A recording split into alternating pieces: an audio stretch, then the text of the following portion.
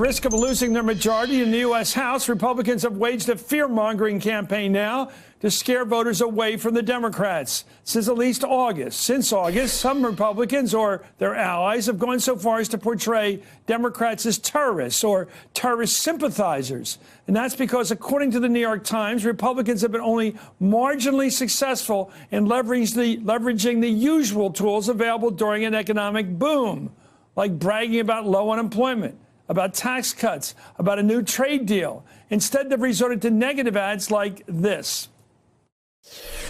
Ammar Campa-Najjar is working to infiltrate Congress. He's used 3 different names to hide his family's ties to terrorism. His grandfather masterminded the Munich Olympic massacre. Piravol's lobbying firm made millions helping Libya reduce payments owed to families of Americans killed by Libyan terrorism. Selling out Americans? Aftab Piraval can't be trusted. So out of touch, Malinowski lobbied for terrorist rights, backed billions for Iran. Tom Malinowski's done enough damage in Washington. Whoa, in each of those ads, the Republican claims are overstated or outright false. According to the New York Times, California Democratic candidate Ammar Campa-Najjar has repeatedly denounced his grandfather's actions at the Munich Olympics, and he's a Christian, not a Muslim. According to the Washington Post, Ohio candidate Aftab Piraval was not involved in his law firm's work settling terrorism-related lawsuits that had been filed against Libya. And while New Jersey candidate Tom Malinowski lobbied for enemy combatants to have access to the courts, he was vindicated by the Supreme Court here, which ruled that detainees had a right to a hearing to challenge the basis for their detention. Joining me right now is Michelle Goldberg, New York Times columnist, and David Jolly, he's a former Republican congressman, no longer affiliated by his own choice with that party. Let me go to Michelle Goldberg about this. You know, I know from Republicans that months ago, not a million years ago, they thought that the tax cut, $1.5 trillion tax cut, which benefited everybody a little bit, some people an awful lot, the rich people, would benefit them, that the deregulation would help them, that the overall economic climate, which has reduced the unemployment rate to down in the 3s, would help them. It doesn't seem to, so they've resorted for sort of the negative usual scarecrows they put up. Right. Well, I think that, you know, it's obvious that most people understand who the tax cut really benefited, right? Polls show that most people understand that the tax cut benefited corporations tremendously and ordinary people so marginally that its benefits were erased by things like rising inflation and rising gas prices. In as much as they're able to run on the economy, you know, a lot of people it's true that now that there are a lot of people employed, but things are still very, very, very rough. People are still living paycheck to paycheck, and they're still very worried about what I think they understand Republicans want to do to the social safety net. So Republicans are running the sort of campaign that has worked for them in the past. I mean, they've realized in the age of Trump that their economic policies or traditional conservative economic policies are very unpopular, and that the way they motivate their base is through xenophobic terror. Well, you know, David, your erstwhile political party, the Republicans, according to Mitch McConnell now, are targeting Social Security, Medicare, and Medicaid as the cause of our debts, of our deficit.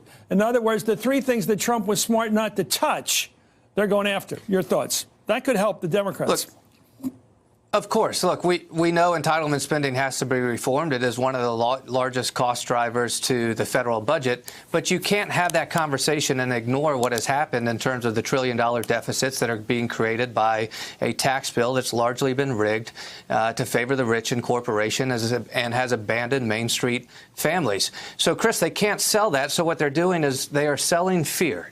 And that is an act of desperation 3 weeks before an election.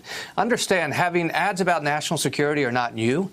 We saw that famously in '64 with the Daisy ad. We saw it, frankly, in the Hillary Clinton-Obama race of '08 with Hillary and the 3 a.m. phone call saying, "I'm prepared to lead."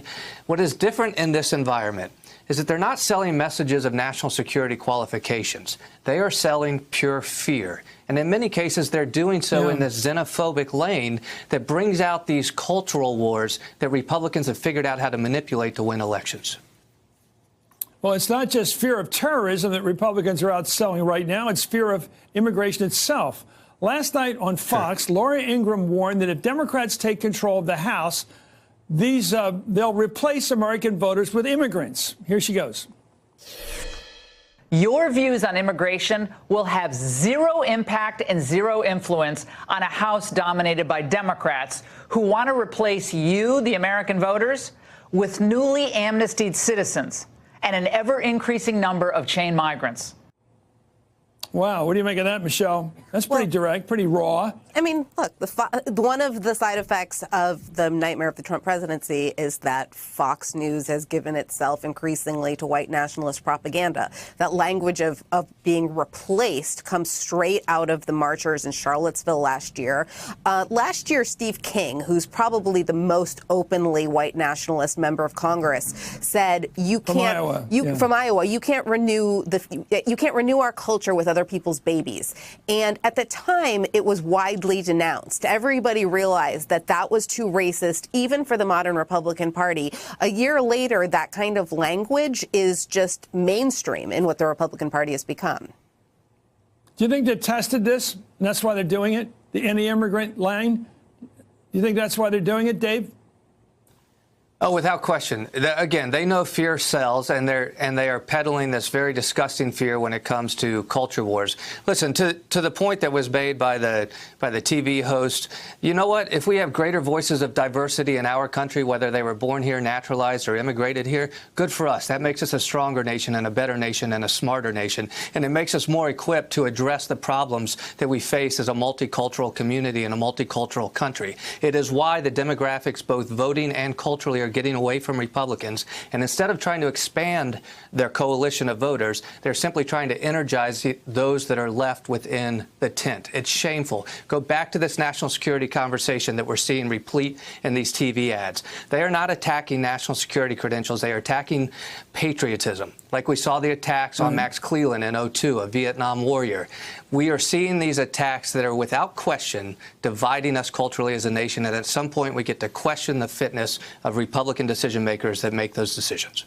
Hey there, I'm Chris Hayes from MSNBC. Thanks for watching MSNBC on YouTube. If you want to keep up to date with the videos we're putting out, you can click subscribe just below me, or click over on this list to see lots of other great videos.